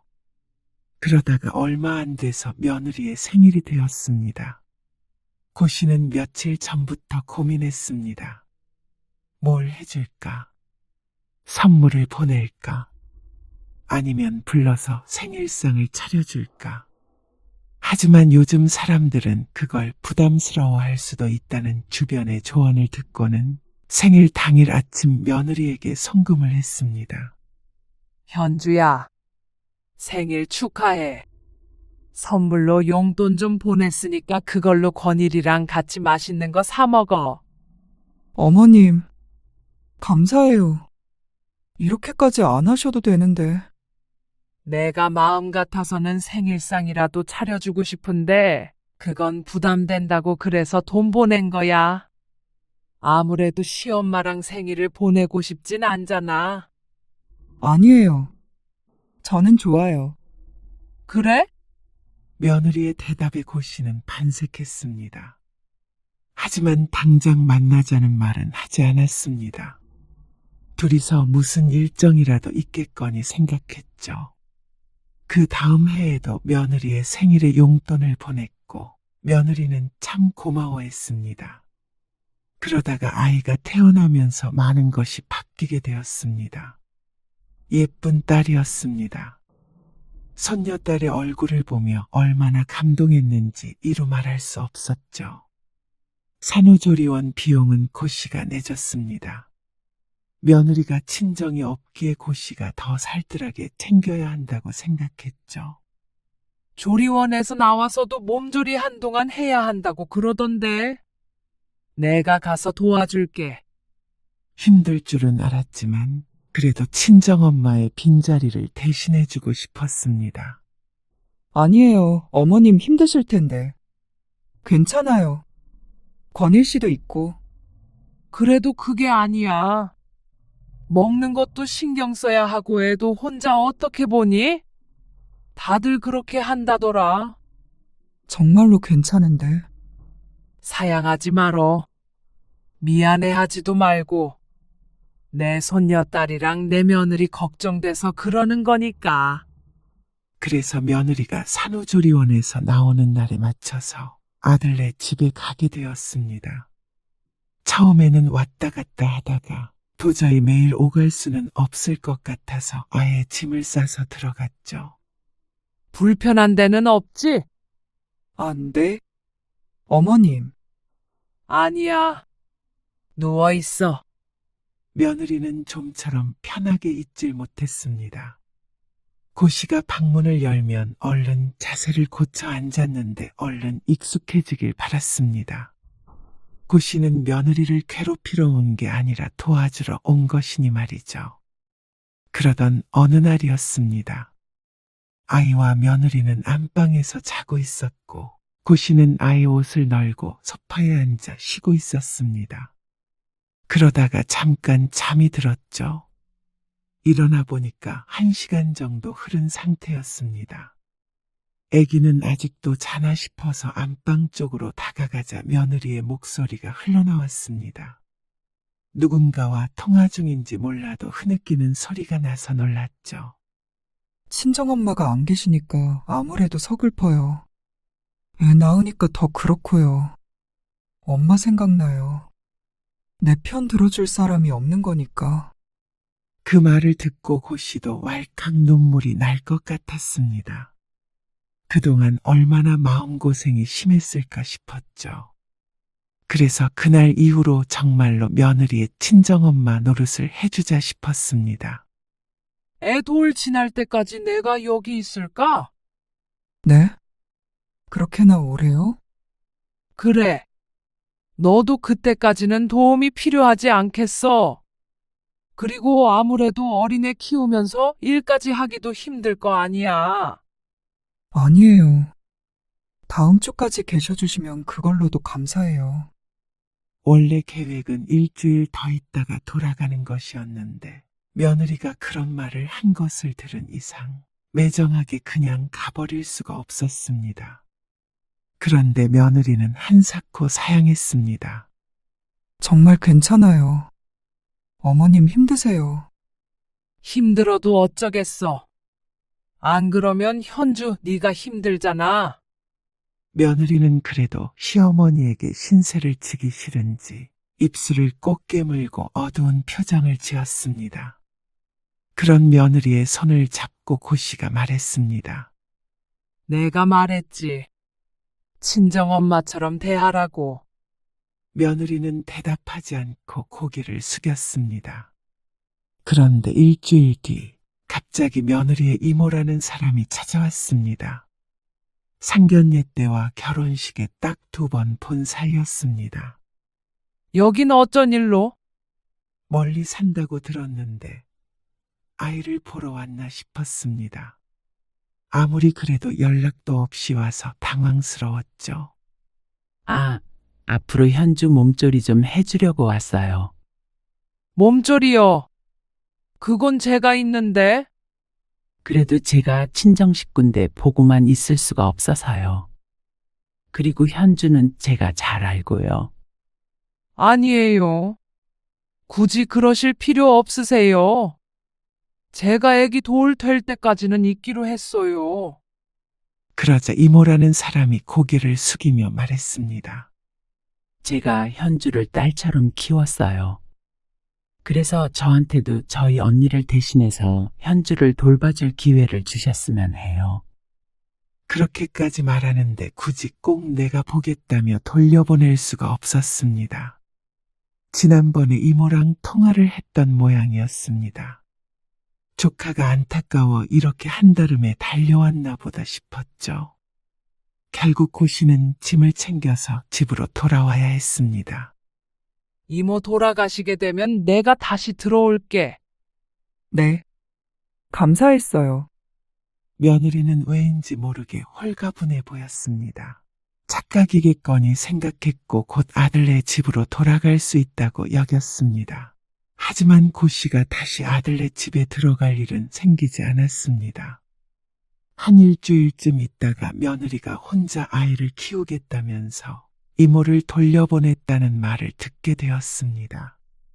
그때 고 씨가 다시 가기 위해서 전화를 했더니 며느리는 거절했습니다. 그게 둘이서 있어야 애착 형성이 잘 된대요. 그러면서 주양육자가 어쩌고 저쩌고 하면서 며느리가 한참 설명을 했습니다. 저도 혼자 있는 게 편하기도 하고요. 아, 혹시 내가 있는 게 불편했니? 고 씨는 내심 서운함이 들었습니다. 그래도 며느리가 해야 할 일을 많이 도와줬고 편히 쉬게 하기 위해서 노력했습니다. 그런데 혼자 있는 게 편하다는 말을 어떻게 받아들여야 할지 몰랐습니다. 아니요, 그렇다기보다는 이제는 몸조리도 어느 정도 했고 저도 도움 없이 애기 키워보고 싶기도 하고 그래서요. 며느리의 표정이 맑아서 서운해했던 스스로가 민망했습니다. 아마 고 씨가 힘들까봐 그러는 모양이었습니다. 그래. 그러면 또 힘들면 불러. 언제든지. 네, 그렇게 할게요. 하지만 그 뒤로 며느리는 한 번도 아기를 봐달라는 말은 하지 않았습니다. 지인들은 자식들이 하도 손주를 봐달라고 해서 힘들다고 난리던데 고 씨는 그런 며느리가 대견했죠. 그래서 하나라도 더 챙겨주고 싶었습니다. 이제는 직접 가서 생일상 차려주려고요. 소희 엄마, 네. 생일상이나 제대로 받아봤겠어요? 그렇다고 권일이가 미역국을 끓여봤어야 말이죠. 그리고 애 때문에 어디 멀리 놀러 가지도 못할 텐데. 나라도 가서 미역국 끓여주고 해야죠. 그래. 한번 물어봐.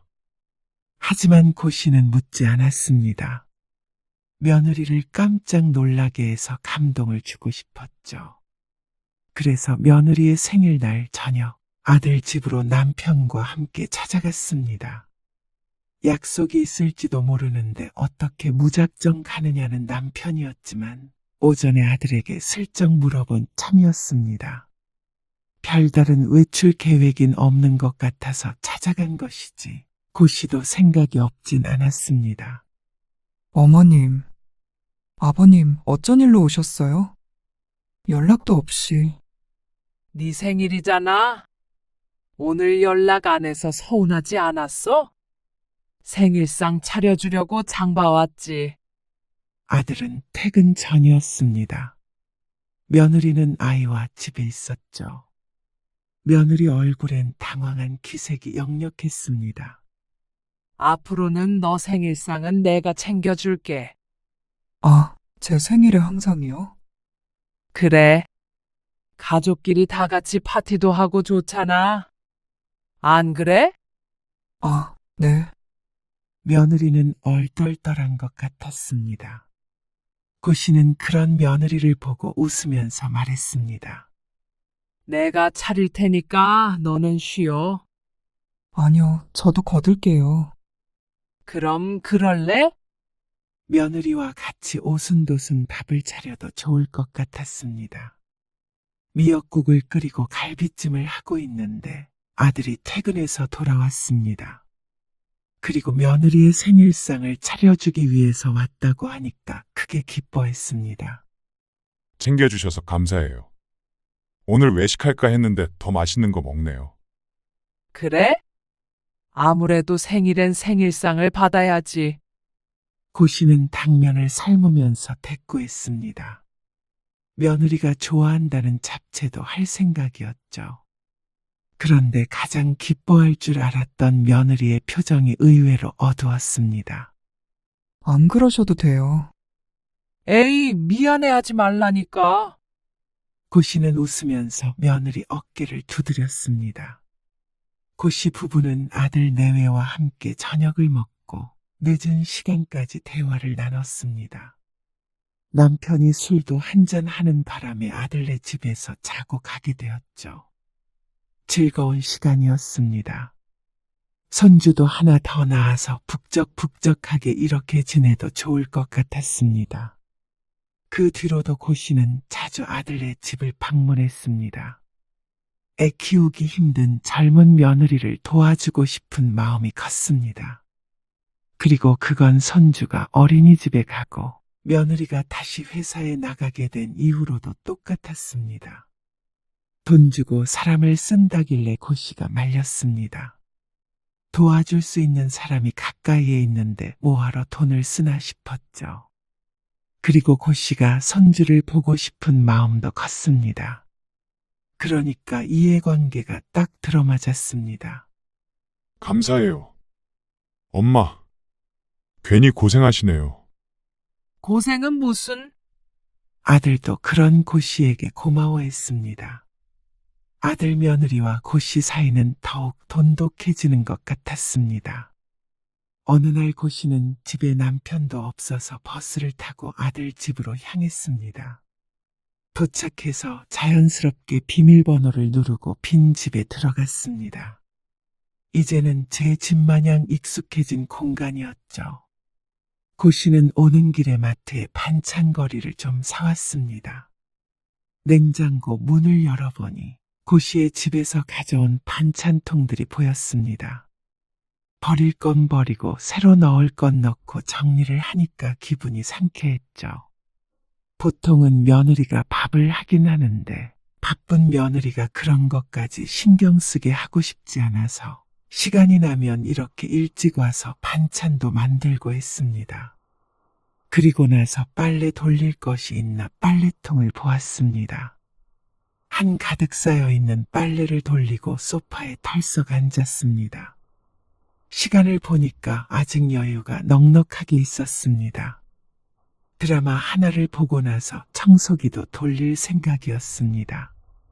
집안일이라는 게 별거 없어 보이지만 다 하려면 시간을 꽤 잡아먹는 일이었습니다.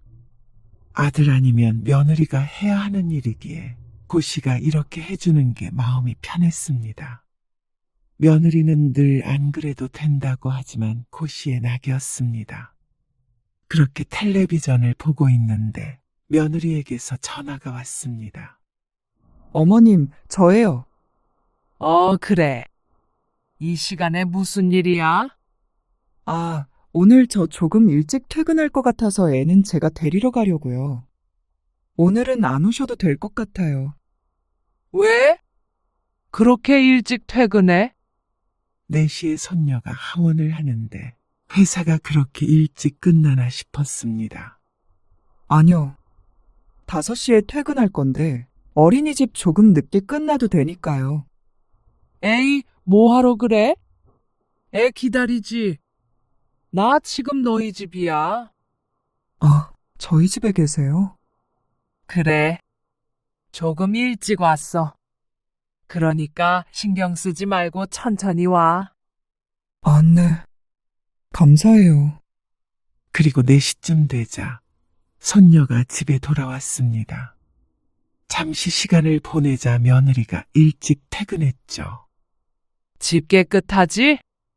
내가 걸레로 싹 닦았어.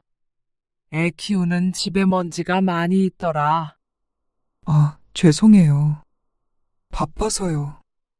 괜찮어? 내가 하면 되는데 뭘. 며느리는 말이 없었습니다. 회사에서 피곤한 일이 있었던 모양이다 싶어서 고씨도 며느리에게 더는 말을 걸지 않았습니다. 고씨가 부지런히 움직이자 며느리는 안절부절 못했습니다. 제가 할게요. 두세요. 누가 하면 어때? 금방 권일이 오겠네. 오늘은 내가 저녁할게. 넌 쉬어. 그러자 며느리가 엉덩이를 들썩거렸습니다. 그 어깨를 눌러 앉힌 다음에 콧노래를 부르며 부엌으로 갔습니다. 그리고 식사 준비가 거의 끝나가자 아들이 왔죠. 다녀왔습니다. 된장찌개 냄새 좋네요. 그렇지? 시골 된장으로 끓은 거야. 얼른 씻고 와. 어머님, 식사하고 가세요? 아버님은 식사 어떻게 하세요? 권일이가 말 안 했어? 뭘요? 아버지 시골 가셔서 일주일 있다가 올라오셔. 그래서 일주일 동안 너희 집에서 지내기로 했는데. 고씨가 소파 옆에 작은 가방을 손가락으로 가리키며 대꾸했습니다. 옷만 몇 개 들어있는 가방이었습니다. 아, 일주일이요. 그래. 일주일 동안 너는 아무 신경 쓰지 말고 일하고 쉬고 그래. 그리고 그날 저녁 고씨는 아들과 며느리가 대화하는 소리를 슬쩍 듣게 되었습니다. 오늘 외식하자고 그랬었잖아. 왜 어머님 오시는 거 말 안 했어? 다음 주라고 생각했어. 다음 주라고 생각했어도 말을 해줬어야지. 미안. 근데 원래 매일 오시니까. 그러면 아니야, 됐어. 며느리가 외식을 하려고 했는데 고씨가 눈치 없이 군 것 같았습니다. 그리고 어쩌면 고씨가 이렇게 와서 지내는 게 싫은 건가 싶기도 했습니다.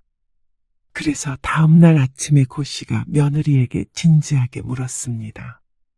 너 혹시 내가 이렇게 오는 게 싫으니? 네? 아, 아니요. 그런 거 아니에요. 절대 그런 것이 아니라면서 손살에 치는 며느리. 어제 너희 하는 얘기 들어서 그래. 아, 그건 권일 씨가 중요한 얘기를 말을 잘 안 해주니까요. 그러면서 오해를 풀라고 변명하는 며느리. 하지만 어제 들은 대화의 뉘앙스는 그런 것이 아니었습니다. 어쩐지 불만이 많아 보였습니다. 고씨는 아들 며느리를 도와준다고 좋은 마음에 왔던 것인데 어쩌면 불편했는지도 몰랐습니다. 일주일 동안 계셔요.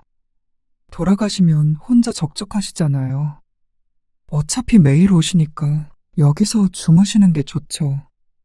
기분이 상해서 그냥 돌아가고 싶은 마음이 컸지만 며느리가 하도 붙잡는 통에 가질 못했습니다. 그럼에도 불구하고 가버린다면 며느리와의 사이도 어색해질 것 같았습니다. 엄마, 아빠 저희 때문에 고생하시는 거 알아요. 늘 감사하게 생각하고 있고요. 아들이 하는 말에 마음이 녹았습니다. 그래도 고씨의 마음을 알아주긴 하는구나 싶었습니다. 고씨도 좋아서 하는 일이지만 힘들지 않을 수 없었습니다. 60이 넘은 나이에 애도 보고 아들네 집안일까지 봐주고 있었습니다. 돈 한 푼 안 받고 말이죠. 그렇기 때문에 며느리의 말투에 서운함을 느꼈던 것 같았습니다. 자신도 모르는 사이에 말이죠. 하지만 아들의 말을 들으니 별것 아닌 것처럼 느껴졌습니다. 일주일 동안 아들네 머무는 동안 다른 갈등은 없었습니다. 며느리도 불편한 기색을 내비치지도 않았습니다. 오히려 그 다음 주 주말에는 며느리가 먼저 연락을 해서 애를 봐달라고 했습니다. 그러는 걸 봐서는 그날의 일은 단순한 오해였던 것 같았습니다. 그런데 며느리는 점점 변해갔습니다. 아니, 처음부터 그랬는지도 몰랐습니다. 너희 결혼 기념일에는 다 같이 외식할까? 엄마가 쏠게. 정말요? 그래. 회 먹으러 갈까? 회 좋아해? 아, 네. 좋아해요. 그리고 집에서 케이크 사서 촛불고 하자. 아버지랑 다 같이. 너무 좋겠다. 그치? 네. 그렇게 고씨는 즐거운 시간을 보낼 생각이었습니다. 그리고 당일이 되었습니다. 오늘 약속 취소됐다고? 2명이 아프다네. 그래? 그럼 어쩔 수 없지. 오전에 잠깐 약속이 있었는데 2명이 감기에 걸려 약속이 취소되었습니다. 그래서 고씨는 이왕 이렇게 된 거 손주가 어린이집에서 돌아오기 전에 아들 집에 갈자 싶었습니다. 남편과 함께 아들 집 앞에 도착했습니다. 왜 이렇게 빨리 와? 2시간은 더 있다가 와도 되겠구만. 들어가 보면 할 일 많아요. 소희도 곧 오니까 좀 기다리면 되지. 고씨는 가방을 다른 손으로 고쳐들고 오른손으로 비밀번호를 천천히 눌렀습니다. 그런데 띠리링 소리가 나야 하는데 잘못 눌렀는지 삐삐거렸습니다. 아이고, 잠깐만요. 다시 비밀번호를 쳤지만 계속 비밀번호가 틀렸다는 말이 들렸죠. 고 씨는 고개를 갸웃거렸습니다. 어라, 이상하네. 어제도 열렸는데. 다시 눌러봐. 자꾸 틀린 번호를 누르자 나중에는 숫자가 나오질 않았습니다. 당황한 고 씨가 아들에게 전화를 걸었습니다. 너희 집 좀 일찍 와서 들어가 있으려니까 이거 비밀번호가 안 된다. 아, 그래요? 0304잖아요. 그래. 그렇게 여러 번 눌렀어. 근데 안 돼. 이상하다. 소희 엄마한테 한번 전화해 보세요. 아, 그래. 하지만 며느리는 전화를 받지 않았습니다. 일단 집에 가 있던지 해. 금방 소희 올 때 되는데 집에 갔다가 다시 나오라고요. 남편과 실랑이를 하고 있는데 며느리에게서 전화가 왔습니다. 반갑게 전화를 받았더니 며느리가 황당한 말을 했습니다. 어머님, 전화하셨어요? 그래. 너희 집에 도착했는데 문이 안 열려. 비밀번호 바꿨어? 네. 오늘 아침에요. 뭘로 바꿨어? 그러자 며느리가 비밀번호는 안 일러주고 다른 말을 했습니다. 그러지 마시고요. 오늘 저녁에 봬요. 뭐? 소희는 어쩌고? 오늘부터 종일반 하기로 했어요. 그게 뭐야? 종일 있는다는 거야? 저 퇴근 시간에 맞춰서 오는 거요. 갑자기 왜? 왜 상의도 없이 그런 결정을 했는지 의아했습니다. 어제까지만 해도 아무 말도 없었는데 말이죠. 어머님 고생하시니까요. 고생은 무슨? 나도 소희 보고 좋지. 아니에요. 소희도 이제 좀 컸고요. 종일반 하는 애들 많이 있어요. 저녁도 주고요. 어린애를 거기서 저녁까지 먹게 해. 고 씨가 도저히 이해하지 못할 부분이었습니다. 하지만 며느리는 그렇게 하기로 어린이집 선생님과 이야기를 했다며 이따 저녁 때 다시 오라고 했습니다. 어머님, 제가 지금 일하고 있어서요. 이만 끊을게요. 어어? 일한다는데 더 붙잡아둘 수가 없어서 전화를 끊기는 했지만 황당한 마음이 컸습니다. 어째서 갑자기 이러는지 몰랐습니다. 미리 말이라도 했다면 이렇게 오지는 않았을 텐데 말이죠. 그리고 어찌됐건 벌써 도착했는데 비밀번호를 알려주는 게 아니라 집에 돌아갔다가 나중에 오라고 하는 며느리에게 섭섭할 수밖에 없었습니다. 비밀번호가 뭐냐고 물었을 때 대답도 제대로 하지 않았고 말이죠. 옆에서 듣고 있던 남편이 한숨을 쉬었습니다. 그러게 내가 전화해보고 오자고 했잖아. 아니, 늘 이렇게 오는데 뭐가 문제예요? 소희 봐줄 때는 당연히 그냥 비밀번호 치고 들어갔죠. 달라진 것은 고 씨가 아니라 며느리였습니다. 다시 전화를 해보았지만 전화는 받지 않고 업무 중이라 나중에 연락하겠다는 문자 메시지만 왔습니다. 얼마나 바쁜지는 몰라도 시부모가 황당해할 거라는 생각은 못하는 모양이었습니다. 남편의 닭다리 고 씨는 결국 집으로 돌아갔습니다. 그리고 저녁이 되어서 식당에서 아들내외와 손녀와 만났습니다. 결혼기념일 축하한다. 어쩐지 떨떠름한 기분은 들었지만 그래도 축하해주기 위해서 고 씨가 한턱 쏘기로 한자리였습니다. 어찌됐건 즐거운 시간을 보내기로 했습니다. 소희도 차라리 친구들이랑 같이 어린이집에 있는 게 나은 것 같다고 하더라고요. 근데 오늘부터 보내는 건 줄은 몰랐네요. 아, 그래. 그러면 이제 너희 집 안 가도 되는 거야? 네. 어머님도 고생 많이 하셨잖아요. 며느리가 웃고는 있었지만 고 씨는 어째서인지 모를 위화감을 느꼈습니다. 왠지 자신과 거리를 두는 것 같기도 했고 말이죠.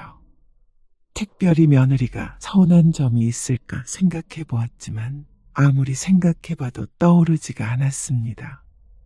그런데 아들도 며느리도 태어나서 따질 분위기가 아니었습니다. 무엇보다 비밀번호를 다시 물어볼 구실이 없었죠. 처음엔 그게 서운했습니다. 하지만 그것도 시간이 지나면서 아무렇지 않게 되었습니다. 아무래도 육아와 집안일에서 해방이 되다 보니까 몸이 편한 것도 있었죠. 그리고 며느리와 멀어지지도 않았습니다. 남편도 고씨가 예민한 것이라고 했고 며느리도 꼬박꼬박 전화도 잘했으니까 고의로 그런 것은 아니라고 생각하게 되었습니다. 주말에 아이도 가끔씩 맡기고 했죠. 그러던 어느 날이었습니다. 아들네가 살림도 잘하고 사나 궁금하던 찰나에 아들과 통화를 하게 되었습니다. 아, 오늘 소희 엄마 출근 안 했어요. 어머, 왜? 감기 몸살인가 봐요. 일어나질 못하더라고요. 병원에 데리고 가야지. 저도 회사 때문에. 아마 지금쯤이면 병원 다녀왔을 거예요. 그러지 말고 내가 가볼게. 안 그래도 반찬 한번 가져다 주려고 했어. 아, 그러실래요? 그러면서 아들은 비밀번호를 문자 메시지로 보내줬습니다. 고씨는 걱정되는 마음에 서둘러 준비했습니다. 빈손으로 갈 수는 없어서 반찬 서너 가지를 챙겼습니다. 그리고 집에 있던 생강차도 빈 병에 조금 덜었죠.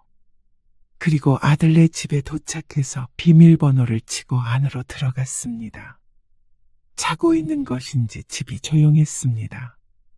고씨는 살금살금 움직였습니다. 안방문을 살짝 열어보자 이불이 불룩하게 나와 있었고 며느리는 미동이 없었죠. 다시 조심스럽게 문을 닫고 부엌으로 와서 반찬을 정리했습니다. 냉장고를 보니까 오래된 반찬도 보여서 정리를 해줬죠. 설거지도 좀 있었고 집이 묘하게 어수선한 것 같았습니다. 고씨가 드나들 때는 매번 먼지 하나 없이 깨끗했는데 맞벌이를 하다 보니 시간이 없었던 것 같았습니다. 아이고, 그래도 애 있는 집이.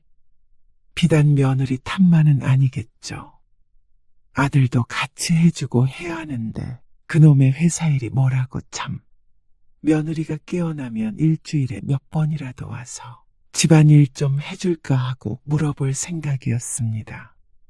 거실을 대충 치우고 나서 죽이라도 끓여줄까 하고 부엌에서 왔다 갔다 하고 있는데 안방에서 나오던 며느리가 비명을 질렀습니다. 아이고, 깜짝이야.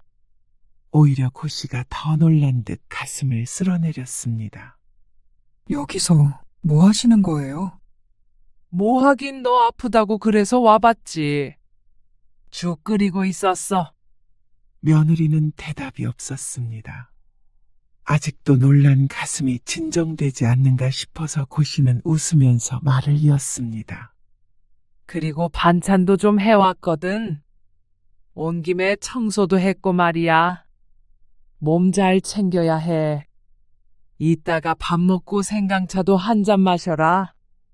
이렇게까지 안 해주셔도 돼요. 며느리가 작은 목소리로 말했습니다. 친정엄마가 있었다면 당연히 이렇게 해주셨겠지. 아프면 전화를 해야지. 왜 말을 안 했어? 친정엄마라고 생각하라니까. 네, 너희 힘들면 내가 며칠이라도 와서 좀 도와줄 수 있어. 빨래도 많이 쌓였더라. 아니에요. 괜찮아요. 적응해야죠. 아이고, 좀 더 가까이 살았으면 좋았을걸. 그랬다면 좀 더 자주 들여다봐 줄 수 있었을 텐데 싶었습니다. 매일같이 올 때는 주로 남편 차를 타고 왔는데 앞으로 더 나이 들면 남편도 운전을 못하게 될 테니 그게 걱정이었죠. 그렇게 생각하니까 정말로 근처로 이사를 하는 것도 방법이다 싶었습니다. 여기 근처에는 아파트 값이 우리 동네보다 비싸나? 아파트 가격이요? 그래. 가까이 살면 좋겠어. 그러자 순간 며느리의 표정이 바뀌었습니다. 어머님, 챙겨주시는 건 감사하지만, 이렇게까지 하시는 건 부담스러워요. 뭐? 고씨는 순간 잘못 들은 줄 알고 되물었습니다. 그런데 며느리가 결연한 표정을 지으며 다시 한번 말했습니다. 이렇게 말없이 찾아오시고, 자꾸 살림 건드리시고 하는 거요. 그건 친정엄마처럼.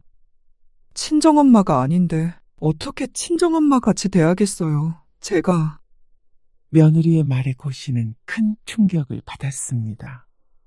며느리가 이런 생각을 하고 있을 줄은 몰랐습니다.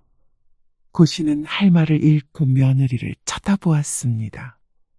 그러자 며느리는 무언가 마음을 먹은 것처럼 말을 술술 내뱉었습니다. 소위 봐주시고 그런 건 정말 감사한데요.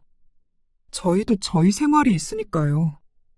친정엄마였다면 진작에 좀 더 분명히 말씀드렸을 거예요. 뭐라고? 그만 오라고? 어느 정도 선을 지키면서 살자고요. 또다시 침묵이 흘렀습니다. 너무 서운했습니다. 고맙긴 하지만 이제는 도움이 필요 없으니까 오지 말아라. 그런 뜻이었습니다. 아무리 좋게 말해도 고씨가 오는 게 싫다는 말이었죠. 나는 너 챙겨줄 친정이 없으니까. 아니요. 이제 부모님 보살핌 필요한 나이 아니에요. 외로울 틈도 없고요. 권일 씨가 제대로 말씀을 안 드리니까 어쩔 수 없이 제가 이런 말씀 드리는 거예요. 너무 서운해하지 말아주세요. 너 그동안 내가 오는 게 싫었니? 그러면서 애는 왜 맡겼어? 그건 감사하게 생각해요. 죄송하게 생각하고요. 2년간 돈도 안 받고 아이를 봐주고 집안일도 해줬습니다. 그런데 단물 다 빼먹은 것마냥 이제는 내팽개치려하는 며느리가 괘씸했습니다. 아이가 더 어렸을 때는 꺼내지 않았던 이야기였죠. 고씨는 정말 내 딸이라고 생각하고 챙겼습니다. 아프다고 하니까 한달음에 달려왔습니다. 무거운 짐을 잔뜩 들고 말이죠. 그런데 이 모든 게 며느리가 원치 않았던 것이라고 생각하니까 서글펐습니다. 며느리와는 엄마 딸 사이가 될 수 없다는 수없이 많이 들었던 조언들. 역시나 경험자들의 말을 들었어야 했던 것일지. 하지만 고씨는 진정으로 며느리를 가족으로 생각했습니다. 고씨는 내가 희생해서라도 가족을 챙기고 싶었습니다. 그뿐이었습니다. 마음에 큰 상처를 입은 고씨. 알았다. 이제는 안 오마. 비밀번호는 다시 바꿔라. 며느리는 말이 없었고 고씨는 얼굴이 벌개진 채로 황급히 짐을 챙겨서 집을 나왔습니다. 좋은 마음으로 한 일이었는데 며느리와 이렇게 될 줄은 꿈에도 몰랐습니다. 어쩌면 진작부터 조금씩 사인이 있었던 것일지도 몰랐습니다. 고씨가 오해라고 웃어넘겼던 일들 말이죠. 그러니까 이제 가지 마. 남편은 혀를 차며 말했습니다. 남편까지 꼭 고씨를 탓하는 것 같아서 억울하고 서러웠습니다. 받을 건 다 받아놓고 이제 와서 고씨가 괴롭힌 것처럼 말하는 며느리가 떠올랐습니다. 고씨의 행동이 싫었다면 진작에 제대로 얘기했으면 좋았을 텐데 왜 그런 식으로 말할 수밖에 없었는지 이해가 가지 않았습니다. 고씨는 한동안 거의 몸져 눕다시피 했습니다. 아들도 전화를 해서 사과를 했습니다. 죄송해요. 소희 엄마가 몸이 아프다 보니까 좀 말이 세게 나간 것 같아요. 소희 엄마한테 들었니? 네. 소희 엄마도 죄송하게 생각해요. 아시잖아요. 항상 고마워하는 거. 아들의 말은 이제 믿지 못했습니다. 지난번에도 그렇게 말했는데 결국 며느리한테 들은 소리가 있으니 말이죠. 이제는 너희 집 안 가? 앞으로도 거리 두면서 살자. 소희 엄마가 그러자고 하더라. 그러고서 전화를 끊었습니다. 그렇게 한참을 아들에게 전화를 걸지 않았습니다. 물론 며느리도 마찬가지였습니다. 미안해한다더니 며느리에게서는 아무런 사과도 없었죠. 그러니까 애가 닳는 것은 곧이었습니다. 그것조차도 억울했습니다. 아들 며느리 잘 되라고 한 것밖에 없는데 이제 와서 그게 싫다는 것이니 말이죠. 하지만 또 한편으로는 그날 아픈 얼굴로 말을 하던 며느리가 떠올랐습니다. 몸이 아프니까 말도 세게 내왔다는 것은 사람이라면 물론 그럴 수 있었습니다. 고씨가 돌아온 뒤에 혼자 아팠을 며느리가 걱정되기도 했습니다. 이런 내 마음을 걔들은 알까? 역시나 부모 사랑은 내리사랑이라고 며느리 사랑도 내리사랑인 모양이었습니다. 그러다가 곧 며느리의 생일이 다가왔습니다. 평소 같았으면 고씨가 생일상을 차려주는데 이번에는 어떻게 할지 고민이 되었습니다. 먼저 연락하기엔 자존심이 좀 상했죠. 아이고, 무슨 자존심이야. 자식한테. 결국 고씨가 항복했습니다. 아무리 미워도 며느리였습니다. 그리고 어느 정도 그 마음이 이해도 갔고 말이죠. 내 집에 시모가 수시로 드나드는 게 편한 며느리는 없겠구나 하고 뒤늦게 깨달았습니다. 그래서 훌을 털어버리자 하는 생각이 들었습니다. 그래서 아들에게 전화를 걸었죠. 소희 엄마 생일에 같이 와. 생일상 차려줄 테니까. 화는 풀리셨어요? 아들이 조심스럽게 물었습니다. 고부 사이가 걱정이 되었던 모양이었습니다. 화는 무슨? 생일상 챙겨줄 사람이 나 말고 또 있겠어? 소희 데리고 주말에 와. 네. 그렇게 할게요. 그리고 주말 아침 일찍 고씨는 시장과 마트에 들려서 생일상 차려줄 재료들을 샀습니다. 그래도 다툼 아닌 다툼이 있었기 때문에 평소보다도 신경을 써서 차려줄 생각이었습니다. 며느리가 좋아하는 잡채도 하고 닭도리탕도 하고 머릿속으로 사야 할 목록들을 천천히 떠올렸죠. 뭘 이렇게 많이 차려? 식구도 얼마 없는데. 생일상이잖아요. 미역국도 한우로 끓였습니다. 옆에서 남편이 정성이라면서 혀를 찼습니다. 그리고 저녁이 되었을 때 아들과 며느리 그리고 손녀딸이 오랜만에 집에 방문하게 되었습니다. 어서 와라. 고씨가 웃으며 며느리를 반겼습니다. 그래도 지난 일은 잊고 잘 지내보자는 의미였습니다. 그런데 어쩐지 며느리의 표정이 펴질 줄 몰랐습니다. 푸짐하게 차려진 상을 보고도 놀란 기색이 없었고 오히려 착잡한 얼굴이었습니다.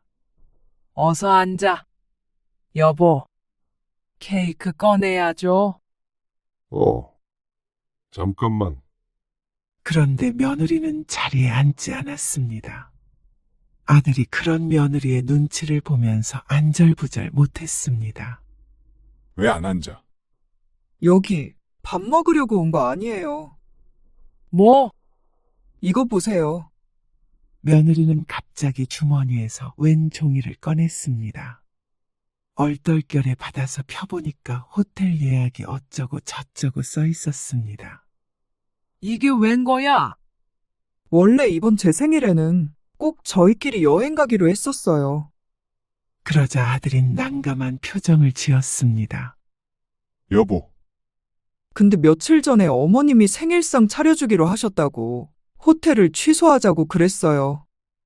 고씨는 그런 줄은 모르고 있었습니다. 말이라도 했다면 굳이 부르지 않았을 텐데 말이죠. 지난번 결혼기념일에도 저희 이모한테 소희 맡기고 둘이 시간 보내기로 했었어요. 근데 어머님, 아버님이랑 같이 밥 먹었죠. 기억이 안 날 리가 없었습니다. 비밀번호를 바꾼 날이었으니 말이죠. 이거 수수료까지 물어가면서 취소한 거예요. 그리고 그거 말씀드리려고 여기 온 거고요. 아니, 말을 하지 그랬어. 어머님 아들? 어머님한테 싫은 소리 못하는 거 아시잖아요. 그리고 매번 말씀드렸잖아요. 제 생일 안 챙겨주셔도 된다고. 어느 며느리가 생일마다 시부모님이랑 있고 싶겠어요. 며느리의 말에 말문이 막혔습니다. 틀린 말은 없었지만 그래도 이렇게 잘 차려놓은 생일상 앞에서 할 말은 아니라고 생각했습니다. 그리고 어느 신혼부부가 결혼기념일을 시부모님이랑 같이 보내요? 이게 말이 돼요? 여보, 그건 엄마가 당신 생각해서 그런 거잖아. 어머님 마음 다 좋고 감사하게 생각할 때도 많아요. 그런데 아무리 어머님은 좋은 마음으로 하셨다고 하더라도 받는 사람 입장에서 괴롭고 불편하다면 좋은 일이 아닌 거잖아요. 저는 권일 씨가 아니라 꼭 어머님하고 결혼한 것 같은 기분이었어요. 친정엄마가. 친정엄마 노릇 해달라고 한 적 없어요. 제발 저희는 저희대로 살게 해주세요. 며느리 생일상 차려주는 게 시엄마로서 쉬운 일이었는 줄 알아? 너희 집 가서 애 봐주는 거? 집안일 해주는 거? 받을 건 다 받아놓고 이제 와서 이러는 건 너무한단 생각 안 드니? 그건 제 실수예요. 어머님한테 맡기는 게 아니었어요. 뭐? 시터 비용 비싸니까 저도 이기적으로 군 건 인정해요. 근데 이제 멈춰주셨으면 좋겠어요. 원하지 않는 호의는 폭력이나 마찬가지예요. 생일상도 필요 없고 아무것도 안 해주셔도 좋아요. 시집 간섭 안 받고 살고 싶어요. 수시로 전화하는 것도 그만하고 싶고요. 어머님 아무 때나 오시는 것도 싫어요. 저도 이렇게 특별한 날에 불려오고 싶지 않고요. 여보, 왜 이래? 이러면 안 되지. 이놈아, 내가 이런 꼴 보려고. 고 씨는 바닥에 털썩 주저앉았습니다. 당신도 계속 어머님 편만 들 거면 나 혼자 집에 갈게. 그리고 우리 가족도 다시 생각해보자. 며느리는 그 말을 남기고 아이를 데리고 집 밖을 나섰습니다. 붙잡는 아들을 뿌리치면서 말이죠. 아들은 며느리의 마지막 말 때문에 얼굴이 새하얘졌습니다. 그리고 그건 고 씨 부부도 마찬가지였습니다. 그러고 나서 고 씨 부부는 식사도 제대로 하지 못하고 한참을 앉아 있었습니다. 며느리를 위해 차려진 음식들은 음식물 쓰레기가 되었죠. 그리고 며칠 뒤였습니다. 아들에게서 연락이 왔습니다. 목이 빠져라 기다린 연락이었습니다. 소희 엄마가 그동안 많이 힘들었나 봐요. 엄마가 좋은 의도로 해주신 건 알지만 우리 생활이 없다고 생각하니까 괴로웠대요. 그런데 저도 제 가정을 지켜야 하는 거니까요. 당분간 찾아뵙지 못할 것 같아요. 하늘이 무너지는 기분이었습니다. 며느리는 그렇다 쳐도 왜 아들까지 못 본다는 것인지 몰랐습니다. 제가 우선순위를 잘못 생각한 것 같아요. 그렇다고 정말 이혼을 할 수는 없는 거니까요. 이혼이라는 단어에 고 씨가 눈을 크게 떴습니다. 그래서 더욱 아무런 말도 하지 못했습니다. 고 씨는 이해가 가지 않았습니다. 도대체 고 씨가 무슨 잘못을 했다고 이러는 것인지 몰랐습니다. 차라리 시집살이를 시켜서 시모라면 지긋지긋하다고 했다면 납득을 했을 것 같았습니다. 그런데 잘해준 기억밖에 없었습니다. 어린 나이에 부모를 잃은 며느리가 안쓰러워서 말이죠. 야속했습니다. 적어도 깊은 대화를 나눠서 서로를 이해해보자고 했으면 이토록 억울하지는 않았을 것 같았습니다. 역시나 요즘 젊은 사람들은 소통이라는 걸 모르는구나 싶었습니다. 그러니까 수틀리면 끊어내기부터 하는 것이겠죠. 어쩌면 며느리는 고 씨를 가족으로서 생각하지 않은 것 같았습니다. 처음부터 말이죠. 그렇다면 고 씨도 굳이 한 가족으로서 살아갈 마음이 없어졌습니다. 몇 번이나 거듭된 상처의 고 씨도 마음의 문이 닫혀버렸습니다. 이제 주말에도 애를 봐주지 않을 거고, 살다가 어려운 일이 있어도 손 벌리지 못하게 할 생각이었습니다. 그동안 고 씨가 해준 것은 전혀 생각하지 않고 불편한 것만을 생각한다면 고 씨도 노력할 의미가 없었죠. 그 대가가 아들이나 손녀를 못 보는 것일지라도 이제는 어쩔 수 없다고 생각했습니다. 하지만 마음 한구석이 헛헛했습니다. 고 씨도 분명 잘못한 것은 있을 테니 말이죠. 하지만 이내 고개를 저었습니다. 그렇다고 한들 며느리의 괘씸한 행동이 없던 일이 되는 것은 아니었죠.